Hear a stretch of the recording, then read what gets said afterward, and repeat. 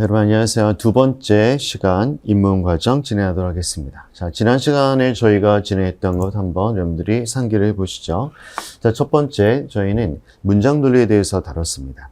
즉 하나의 그런 연역 논 중에서 연역 추리죠. 자, 첫 번째 저희가 구분했던 것은 전적인 추리와 논증에 있어서 두 가지의 커다란 구분이 된다고 했죠. 첫 번째 연역입니다. 자, 두 번째는 귀납이죠. 자, 두 가지의 그런 차이점. 자, 연역과 귀납의 차이점은 우리한테 주어진 하나의 그런 논증 형태는 전부 다 주어진 정보인 전제가 있고요. 그리고 이런 전제로부터 새로운 정보인 결론을 도출하는 것, 이것을 추리 또는 논증이라고 표현했습니다. 자, 이런 연역과 귀납에 대해서는 자, 전제와 결론으로 도출할 때 이 도출 과정이 두 가지로 갈리게 되죠. 그래서 만약에 전제가 참일 때 결론이 반드시 참이 되더라라고 한다면 이건 필연적으로 참이 되는 것, 이것을 연역이라고 표현했습니다. 필연적. 자, 그리고 필연성은 아니고 확률적 가능성, 즉 개연적으로 추리가 되고 논증이 될 때 이것을 귀납이라고 표현했습니다. 자, 이래서 저희는 좀 더 디테일하게 들어가서 연역에 대해서 다루고 있는데요. 연역 논증에 대해서는 필연성을 담보로 하는 것을 찾아야 되기 때문에 저희가 여기에 대한 연역에 대한 정당한 논증 또는 추리에 대한 기준을 타당성, valid라고 하죠. 타당성으로 잡았습니다. 즉 전제가 참일 때 결론이 반드시 참이 되는가를 확인하는 것. 이것을 저희가 타당성이라고 표현했습니다. 반드시 참. 자, 그리고 이런 연역에선 이제 외적인 기준이 또 두 가지가 나온다고 했습니다. 자, 외적 기준에서는 두 가지는 자, 기준점이 어디 있는가? 하나의 문장, 하나의 명제나 문장을 기준으로 할 때 저희가 문장 논리라고 표현했고 또는 명제 논리라고 표현했습니다. 자, 한편 기준점이 문장 내에서 주어 수로에 대한 관점이 기준이 됐을 때 이것을 저희가 수로 논리체계라고 표현했습니다. 자, 이 중에서 우리는 또 디테일하게 들어와서 바로 문장 논리, 명제 논리에 대해서 다루고 있습니다. 그래서 문장 논리, 명제 논리에서의 타당성 파악은 크게 저희가 두 가지 차원에서 진행했는데요.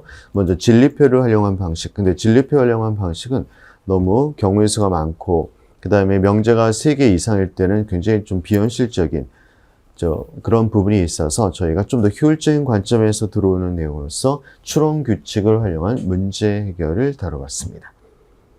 그래서 이번 과정에서 타당성에 대한 추론 규칙을 활용한 실제적인 문제 해결에 집중을 좀 해보도록 하겠고요. 그리고 두 번째로서는 자, 수로 논리 파트에서는 두 가지로 또 구분이 됩니다. 하나는 고전 논리학. 자, 사실 고전 논리학이라는 단어 자체는 아리스토텔레스의 논리학을 의미합니다. 물론 아리스토텔레스 끝난 게 아니고요. 아리스토텔레스에서 시작된 논리적 체계가 이제 서구 사회에 들어오면서 거의 1900년도 초까지 계속 진행되어는 엄청난 방대한 체계가 바로 고전 논리학입니다. 그래 1900년도 초반부터 진행된 과학적 발전에 힘입어서 같이 수학도 발전되고요. 이 수학의 원리가 언어적인 측면의 논리까지 들어온 것이 현대 논리학입니다. 그래서 저희 문제에서는 주로 현대 논리학이 중심적으로 출제가 되고 있지만요. 그래도 이 고전 논리학적 기반을 가지고 현대 논리가 들어오기 때문에 굉장히 필요한, 고전 논리학은 굉장히 방대하지만 이 중에서 정말로 우리한테 필요한 요소만 압축적으로 진행을 할 예정입니다. 그래서 오늘은 세 가지 정언명제, 그 다음에 대단관계, 벤 다이어그램 이 세 가지에 대해서 간단하게 압축적으로 다룰 예정입니다. 자, 그러면 문장 논리와 관련돼서 지난 시간에 이어서 타당성 파악 진행하도록 하죠. 자, 진리표를 활용하는 방식과 추리 규칙을 적용하는 방법으로서 타당성을 파악할 수 있다라고 했습니다. 자, 그러면 실전 문제를 통해서 한번 자, 지난 시간에 추리 규칙들 여러분들 기억하시면서 교재 한번 찾아가시면서 확인해 보도록 하죠. 다음 추론들 가운데 논리적으로 타당한 것끼리 묶인 것을 찾는 겁니다. 먼저 가를 보죠. 만약 이번 미 대통령 선거에서 A 후보가 당선되었다면 자, 조건문의 형태가 들어오네요. 조건문. 남북관계가 화해와 협력의 길로 갔을 것이다. 자, 전체 틀이 자, 이렇게 되었다면 이렇게 되었다. 우리가 기호화를 A라고 해보고요. 자, 여기다가는 B라고 해보죠. 그럼 A면 B가 됩니다. A이면 B다. 그런데 A 후보가 낙선됨으로 인해서, 자, 낙선되었다는 것은 당선되지 않았다는 거죠. 그래서 부정, not A가 됩니다. 그리고 뭐뭐로 인해서는 그러므로 따라서란 결론을 나타내는 용어죠.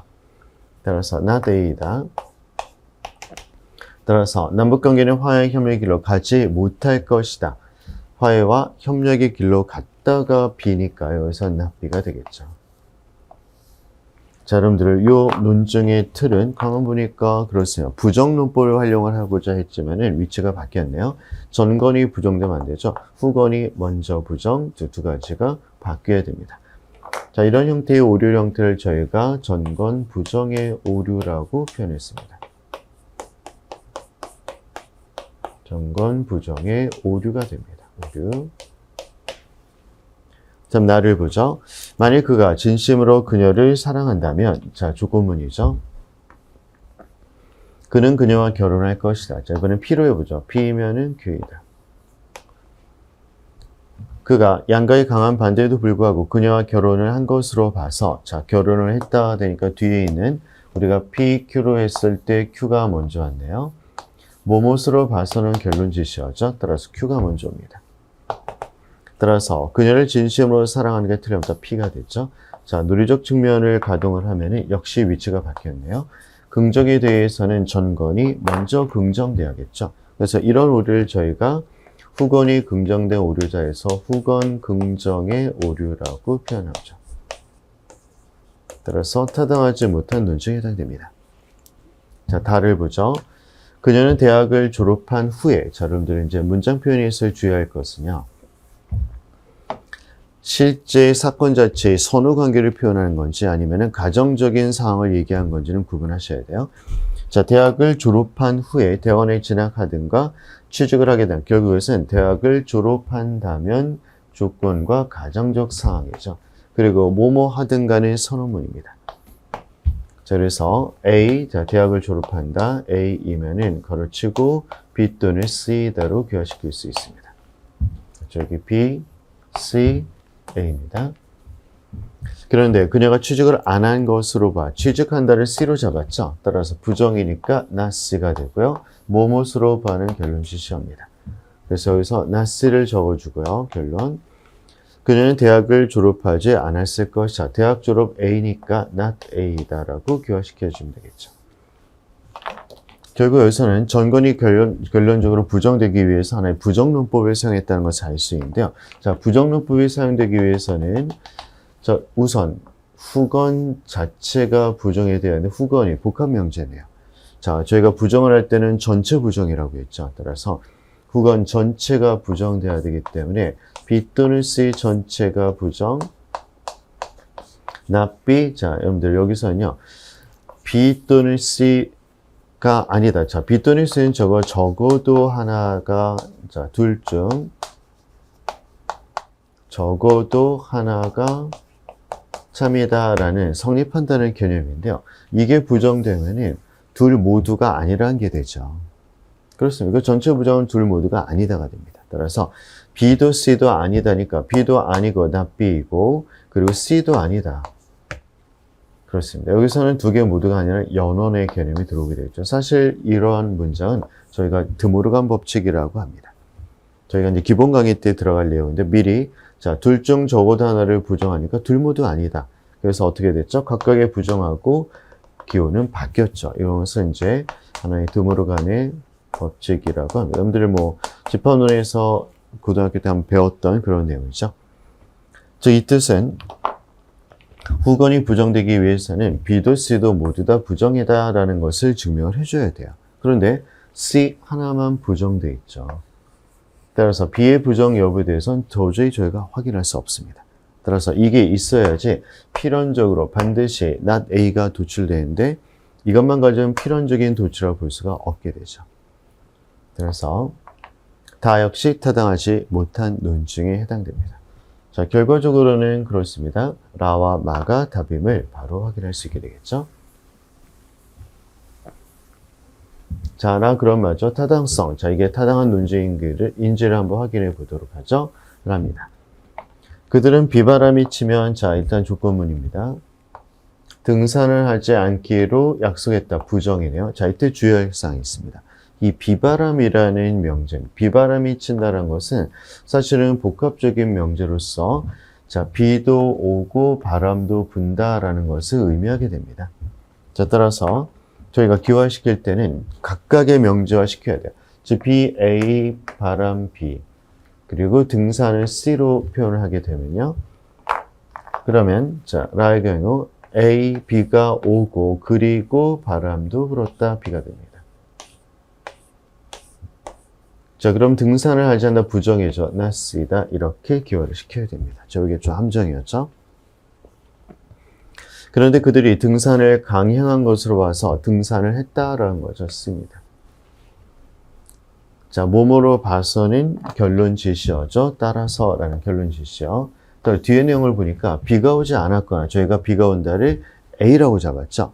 따라서 A가 아니거나 자, 선언입니다. 선언문 또는 바람이 불지 않았다 부정이네요. not B다. 자, 이렇게 기화가 됩니다. 자, 그러면 자, 전체 틀을 보니까 후건이 부정됐으니까 자, 여러분들이 여기서는 아니다라고 했는데 맞다라고 했으니까 부정이 된 거죠. 그래서 후건이 일단 부정된 상황입니다. 자, 그러면 후건이 부정됐으니까 전건이 전체가 부정되는데요. 자, 전건이 전체가 부정될 때는 A도 맞고 B도 맞다. 이게 전체 부정이 되면 A도 B도 두 개가 동시에 맞은 것은 아니다가 되죠. 동시에 참인 것은 아니다. 즉, 둘 중 적어도 하나는 틀렸다는 겁니다. 그래서 이 전체적인 표현을 이렇게, 즉 A가 아니거나 B가 아니거나 둘 중 하나는 아니다라는 것을 적어주시면 되겠죠. 이것도 역시 드모르간 법칙을 저희가 활용할 수 있습니다. 뭐 이해를 하시고 이건 드모르간이다. 즉 각각을 부정한 다음에 기호를 연언이면 선언으로 바꿔준다는 겁니다. 그래서 미리 여러분들한테 드모르간 법칙 정리를 해드릴게요. 그래서 드모르간 법칙에 대해서 물론 이해를 통해서 이렇게 기화시켜도 되지만은 자, 원칙적으로 드모르간 법칙은 전체 부정, 즉 P, N, Q 또는 P 또는 Q, 선언 또는 연언을 전체를 부정했을 때 표현하는 방식입니다. 그래서 P 그리고 Q를 전체 부정하면 not P 또는 not Q가 되고요. 자, 이를 전체 부정하면 not P 그리고 not Q가 됩니다. 즉 똑같이 부정을 할 때 기호가 연언이면 선언으로, 선언이면 연언으로 바뀐다는 원칙입니다. 자, 그래서 라는 타당한 논증임을 확인할 수 있게 됩니다. 자, 네, 말을 보죠. 자, 마에서는 나는 참말을 하든가 거짓말을 해야 된다. 자, 선언이 처음에 나왔습니다. 선언문. 내가 참말을 하면, 자, 조건문이죠. 윗사람들이 비난할 것이고, 거짓말을 하면, 자, 다시 조건문입니다. 아랫사람들이 비난할 것이다. 따라서. 자, 그럼 일단 기호를 시켜보면, 참말을 한다, 거짓말을 한다를 A, B라고 해보면 A 또는 B입니다. A 또는 B다. 자, 참말을 하면 A죠. A라면 윗사람들이 비난한다 C로 해보죠. A라면 C입니다. 자, 그리고 거짓말을 하면 B라고 했죠. B면은 아랫사람들이 비난한 D가 되겠죠. B면 D다. 자, 따라서 나는 어떤 경우는 비난을 받지 않을 수 없다는데요. 자, 지금 요 과정을 보니까 자, 많이 봤던 내용이죠. 그렇습니다. 딜레마 논증을 만들 수가 있네요. 자, 만들어 보죠. 자, 조건문 두 개니까 연달아서 A, C 그리고 나 B면 D다 만들어주고요. 자, 그리고 A 또는 B를 그대로 씌워줍니다. 밑에다 적어주죠. 자, 이렇게 되면 드모르간 법칙이 자, 딜레마 논증에 의해서 자, 딜레마가 되니까 긍정 이렇게 만들어주면 된다고 했죠. 자, 긍정론법, 긍정론법. 따라서 C, D가 되죠. 그리고 또는이 들어옵니다. 자, 딜레마 논증으로 도출을 시켰죠. 근데 이 내용을 이제 보시면은 C와 D의 내용이 자, 윗사람이 비난을 하거나 자, 윗사람이 비난을 하거나 자, 또는 아랫사람이 비난을 한다가 된다. 아랫사람 비난. 자, 둘 중 적어도 하나는 무조건 참이 돼요. 그럼 어떻죠? 어떤 경우가 되든 비난을 받는다라는 게 되겠죠. 그래서 나는 어떤 경우는 비난을 받지 않을 수 없다는 참이 니은이라는 것을 확인할 수 있게 됩니다. 그래서 라와 마 두 가지가 여기서는 타당한 논증에 해당이 됩니다. 자, 추론 규칙을 활용할 때문에 단순하게 나온 것은 거의 없어요. 그러니까 약간 변형되고 복합적으로 나와 있다는 것을 알 수 있게 되겠죠. 자, 그러면 여기서 이론적으로 한 가지 더 여러분들한테 좀 소개를 시켜드릴 게 있습니다. 필요 충분 조건 개념입니다. 사실 필요 충분 조건은요, 저희 문제에서도 굉장히 자주 나오고, PSAT에서도 자주 나오는 내용 중에 하나인데요. 자, 사실 필요 충분 조건이란 것은 처음에 여러분들이 이 조건이란 말에서 힌트를 얻으셔야 돼요. 조건문에서 발생하는 내용이라는 겁니다. 조건문. 하나의 조건화 시킨다, 이런 개념이죠. 자, 여기서 다음 세 가지, 네 가지 문장을 일단은 기호를 한번 시켜보겠습니다. 자, 먼저 첫 번째, 만약 A라면 B다. 이것은 여러분들 조건문 쉽게 어렵지 않게 교화시킬 수 있습니다. A면 B다. 두 번째, 만약 B가 아니면 A가 아니다. 부정문이니까요. not B면이 not A다. 자, 여러분들 여기서 이 두 가지 명제는요, 저희가 논리적인 관점에서 대우로서, 자, 이것의 대우가 됩니다. 여기 대우 배우셨죠? 자, 집합론을 배웠던 그 대우입니다. 맞습니다. 이것은 논리적으로 똑같다라는 것이죠. 동일합니다.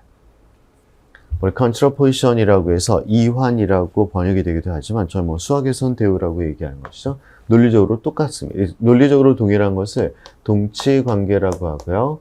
동일하다, 값, 치자입니다. 진리값이 동일하다. 그래서 동치라고 하고 이 표시는 이렇게 선을 3개를 그어서 표현합니다.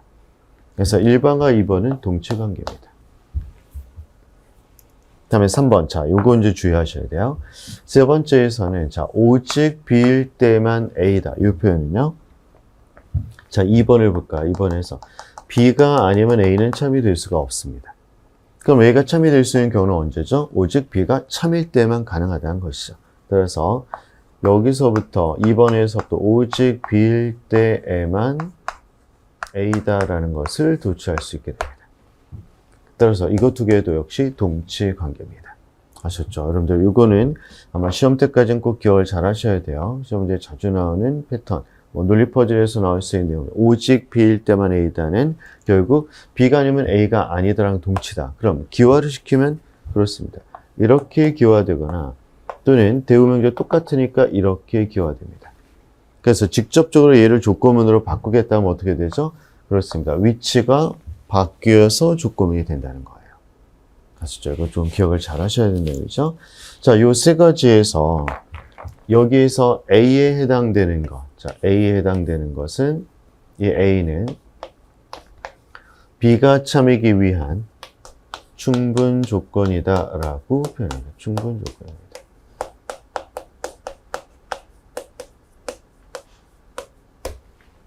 한편 반대로 B는 A가 참이기 위한 필요 조건에 해당이 됩니다. 필요 조건. 자, 필요 조건 여부는 여러분들이 여기서 바로 확인되죠.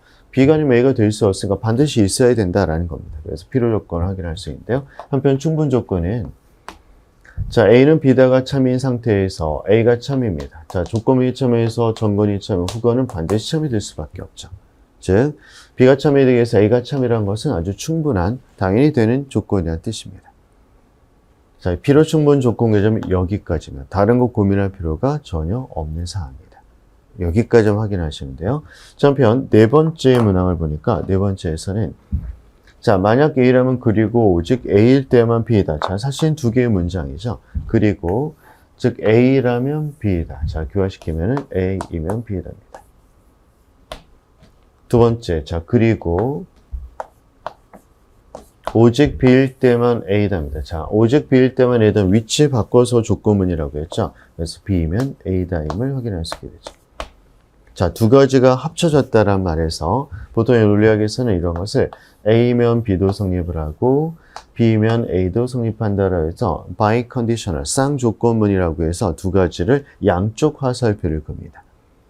그리고 이 관계는 논리적으로 그렇습니다. 동치 관계다라는 것. 동치란 것은 항상 진리값이 동일하다라는 겁니다. 참 거짓 여부를 진리값 또는 진위라고 합니다. 이 진위가 똑같다, 동일하다. 이게 바로 동치 관계를 의미하게 됩니다. 그래서 이 중에선 바이 컨디셔널 쌍조건문도 포함이 된다는 겁니다. 이게 바로 필요 충분 조건의 개념입니다. 뭐 더 이상 딴 것을 고민할 필요는 전혀 없습니다. 아시죠? 바로 여기에 조건문에 대입해서 확인하시면 됩니다. 자, 그럼 관련된 문제를 통해서 저희가 한번 필요 충분 조건을 확인해 보도록 하겠습니다. 자, 가와 다에 들어가 예시를 보기에서 골라서 알맞게 짝지은 것을 찾아라 라고 되어 있습니다. 첫째, 필요 조건으로서 원인은, 자, 이제 원인 파악에 있어서 저희가 보통 이제 필요 충분 조건을 활용할 수가 있는데요. 자, 필요 조건입니다. 필요 조건.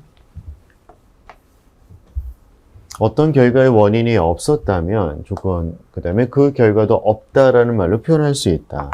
그렇죠. 지금 어떤 원인이 없었다면, not 원인이라면,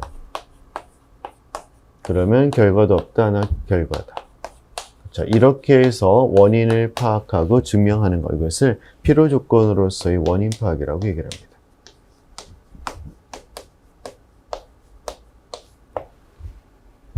예를 들어서 가이다. 만약 원치 않은 결과를 제거하고자 할 때 그 결과의 원인이 필요 조건으로서 원인이라면 우리는 그 원인을 제거해서 결과가 일어나지 않게 할 수 있다는 겁니다. 두 번째, 충분 조건으로서의 원인은 어떤 결과의 원인이 있었다면, 자, 원인이 정말로 있다면 결과도 발생한다라는 거예요. 결과도 있다. 자, 이게 바로 충분 조건으로서의 원인 파악이라고 합니다.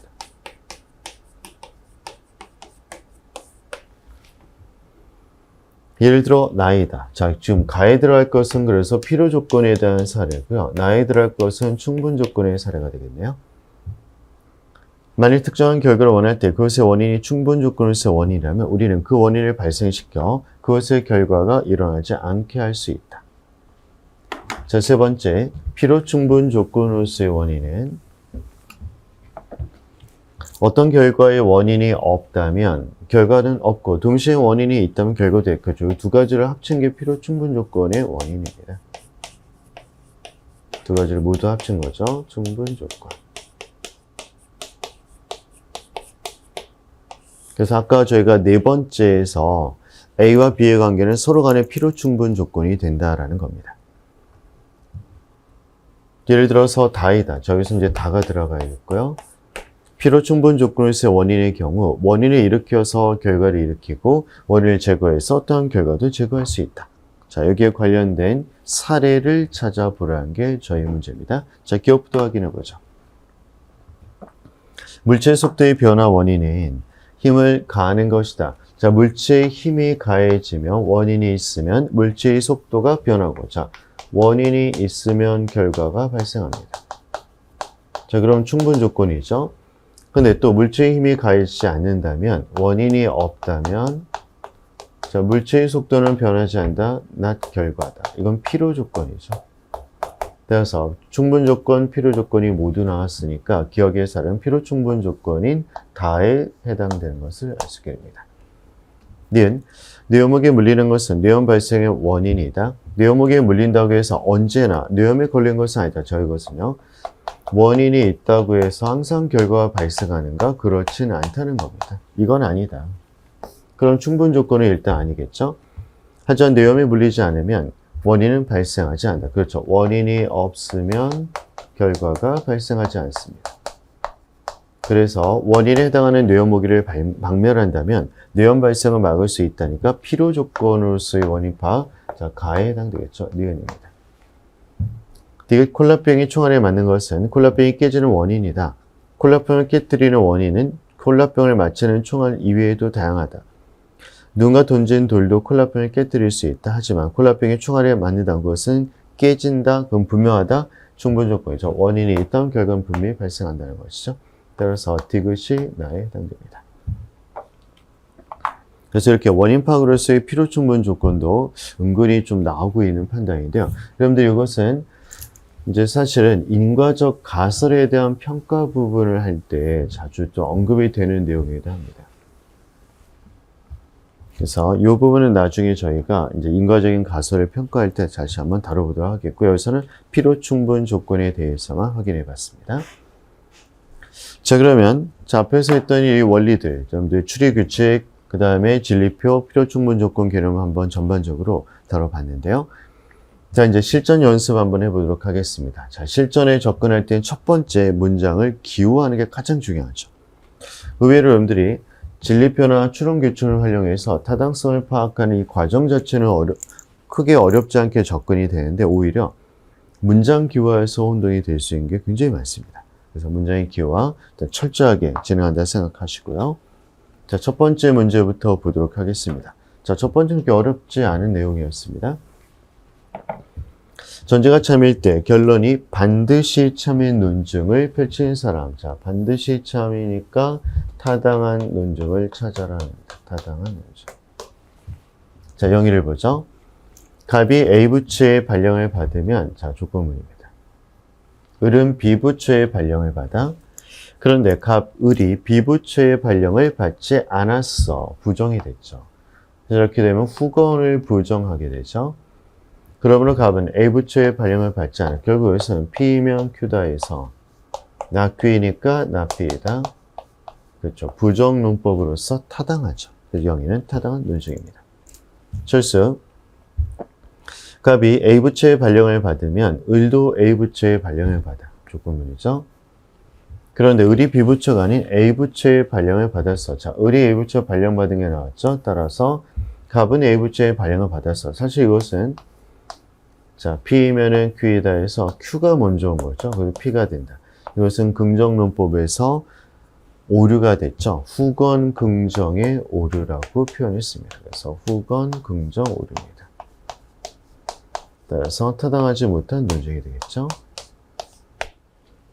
다음 세 번째 현주. 갑이 A 부처의 발령을 받지 않거나, 자, 선언문이네요. 부정됐습니다. 을과 백이 B 부처의 발령을 받아.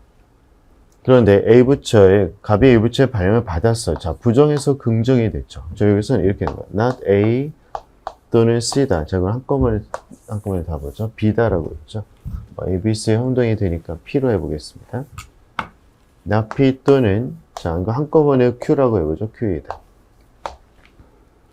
근데 갑이 A 부처의 발령을 받아서 P이다. 따라서 을과 백 모두 C 부처의 발령을 받았어. Q이다. 이렇게 나온 거죠. 자, 선언 논법에서 주의할 것은 이렇게 부정적인 부분이 들어왔을 때 얘네들 둘 중 하나가 성립한다는 거예요. 그런데 자, not P였는데 P가 된 것은 얘가 성립을 안 한다는 거죠. 자, 얘가 성립을 안 하면 최소한 둘 중 적어도 하나가 성립을 해야 되니까 Q는 반드시 성립한다. 선언 논법이죠. 따라서 자, 지금 현주는 선언 논법으로서 타당한 논증을 하고 있습니다. 따라서 반드시 참이 되는 타당한 논증은 영의와 천주 두 사람임을 확인할 수 있게 됩니다. 자, 기초 유형입니다. 어렵지 않았던 기초 유형 확인해 봤고요. 자, 그 다음에는 미리 말씀드리면 딜레마에 대한 확인입니다. 딜레마 논증인데요. 자, 여기서는 A, B, C, D 4개의 국책사업 추진 여부를 두고 정부가 다음과 같은 기본 방침을 정했다고 하자. 자, 이를 따를 때 반드시 참이라고 할 수 없는 겁니다. 반드시 참이 아닌 거예요. 자, 문제 잘 보셔야 되죠. 자, 먼저 주어진 조건을 보죠. A를 추진한다면 B도 추진한다. 뭐 바로 기화시켜 볼까요? A이면 B이다. 그 다음에 C를 추진한다면 D를 추진한다. C이면 D이다. 세 번째, A나 C 가운데 적어도 한 삽을 추진한다. A 또는 C다. 자, 이렇게 된 상황입니다. 자, 사실 여기서 우리가 딜레마 논증을 사용하면요. 그렇죠. 딜레마를 바꿔볼까요? A이면 B. 자, 옆에다가 넣어주면 C이면 D에서 그 다음에 A 또는 C가 됩니다. 자, 그러면 여기서부터는 딜레마 논증, 그죠? 긍정론법 B가 나오고요. 긍정론법 D가 나와서 B 또는 D다를 도출할 수 있게 됩니다. 자, 이거 세 가지는 여기까지 되죠. 그래서 1번을 볼까요? 적어도 두 사업을 추진한다. 볼까요? 자, A 또는 C 적어도 최소 하나는 추진을 하죠. 그 다음에 도출된 거 B 또는 D니까 최소 하나 추진하죠. 적어도 두 개를 추진한다. 옳은 진수입니다. 자, 그런데 그 다음에 주의할 것은요. 2번서부터는 여기에 추가적인 전제가 덧붙여집니다. 그래서 이때부터는 이 딜레마를 생각할 필요가 전혀 없다는 거예요. 자, 어떤 게 추가되는가를 보죠. 2번 보겠습니다. A를 취하지 않기로 결정했으면 자, not A였어요. 자, not A가 들어오면 얘네 둘로부터 선언 논법이 바로 확인되죠. 둘 중 하나인데 하나가 아니니까 따라서 C가 바로 추진되어야겠죠. 도출됩니다. 자, C가 도출되면서 긍정론법이 들어오네요. 전건이 긍정이니까 후건이 긍정돼서 D가 도출됩니다. 자, 그런데요. not A가 됐으니까 전건이 여기서는 거짓이 된 거, false입니다.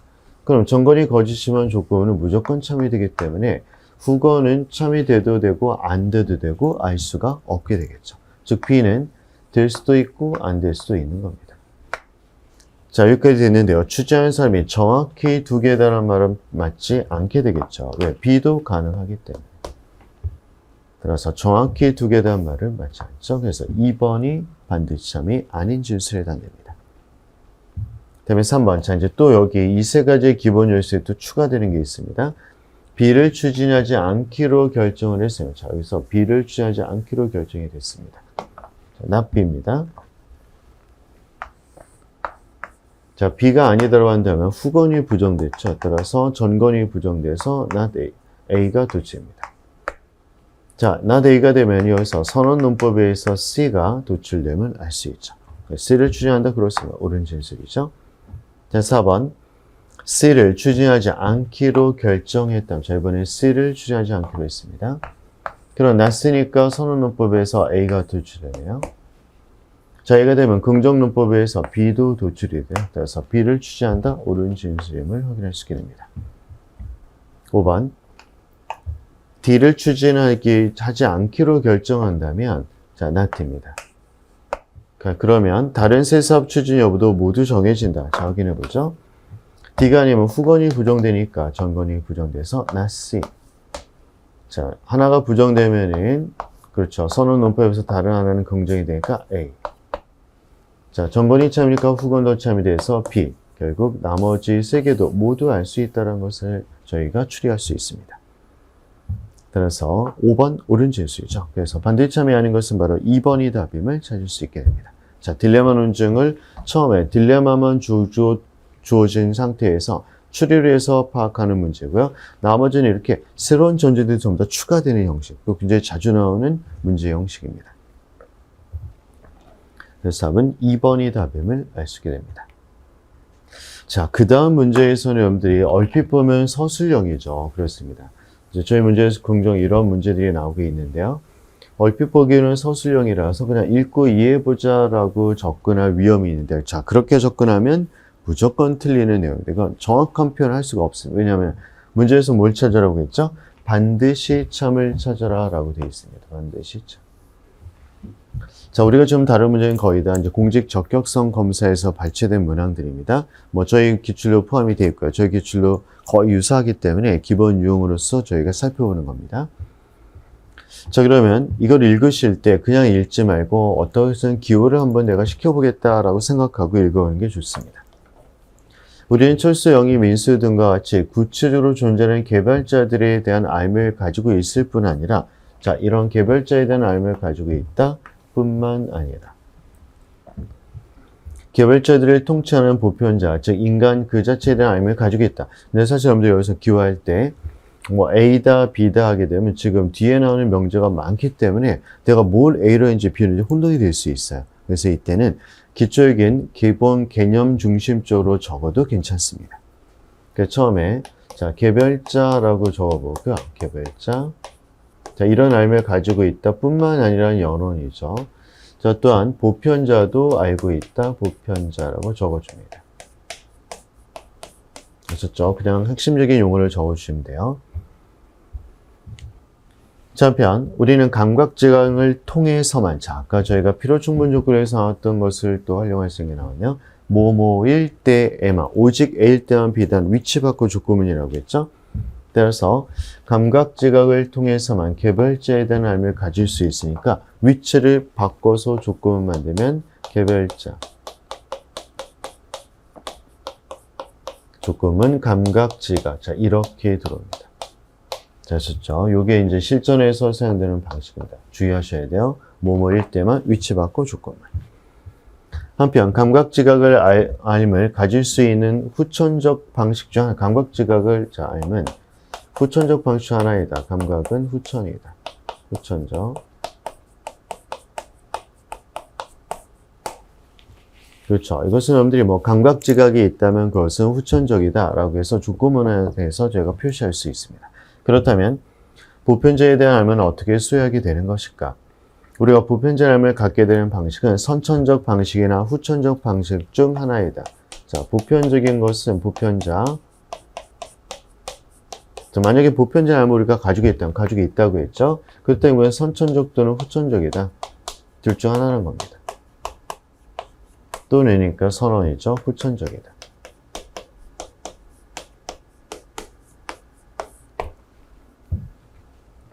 그런데 만약 우리가 어떤 지식을 선천적으로 소유한다면, 자, 선천적이라면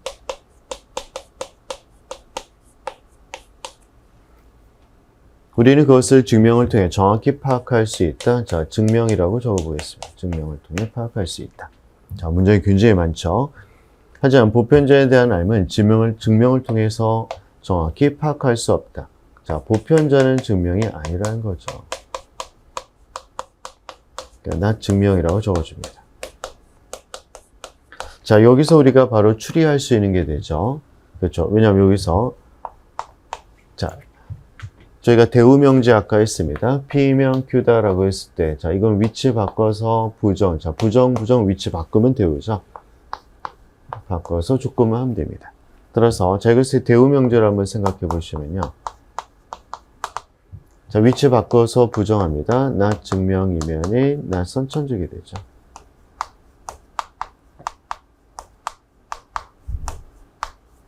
자, 그러면 자, 요 명제를 자, 보편자이면 not 증명이니까 연쇄가 되네요. not 증명은 not 선천적이라서 따라서 보편자이면은 not 선천적이다를 도출할 수 있게 되겠죠. 그래서 보편자에 대한 알미 있다면 그것은 선천적인 것이 아니다라는 겁니다. 자, 그러면 보편자에 대한 알면 선천적 또는 후천적 둘 중 하나라고 했죠? 보편자의 알면 이미 여기서 있다고 했습니다. 이게 참이에요. 참이죠. 그럼 선천적이 아니니까 당연히 후천적이다라는 것을 알 수 있게 돼요. 그래서 보편자에 대한 알면 후천적인 것이다 라는 것을 추리할 수 있게 됩니다. 후천적이다. 자, 즉각적인 추리가 좀 이루어졌죠. 자, 좀 까다롭습니다. 또한 우리가 가지게 된 삶의 알면 그 어떤 것에 관한 것이든 상위 지식이나 감각, 지각 중 하나이다. 상위 또는 감각입니다. 그런데 보편자에 대한 알면 상위 지식으로부터 온 것이 아니랍니다. 자, 보편자는 상위가 아니에요. 자, 지금 여기서 둘 중 하나가 반드시 돼야 된다고 얘기했는데 상위니까 당연히 감각이 되겠죠. 따라서 보편자에 대한 알면 감각 지각이다. 자, 이것도 우리가 추리할 수 있는 내용입니다. 자, 그러면 뭐 더 이상 저희가 추리할 생각 없어. 그래서 후천적이다, 감각적이다 두 가지만 확실하게 추리가 되는 사항입니다. 자, 그러면 선지를 보면서 파악을 해보죠. 기억입니다. 개별자. 근데 여러분들 주의할 것은 개별자에 대한 것은요, 지금 연쇄촌의 형태가 돼야 되는데 개별자는 여기 있죠. 감각지각이면 자, 그럼 요거 두 개로부터 개별자에 대해서 우리가 추리할 수 있는 것은 후천적이다라는 것을 추리할 수 있게 되죠. 후천적입니다. 여기까지죠. 뭐 더 이상 이것이 상인지 감각인지 뭐 감각지각은 후천적이라 하는데 후천적만 알 수 있으니까 후건만 참이니까 전건을 확인할 수 없게 되겠죠. 따라서 정확한 반대점 확인할 수 없고요. 상위 지식 여부도 알 수 없습니다.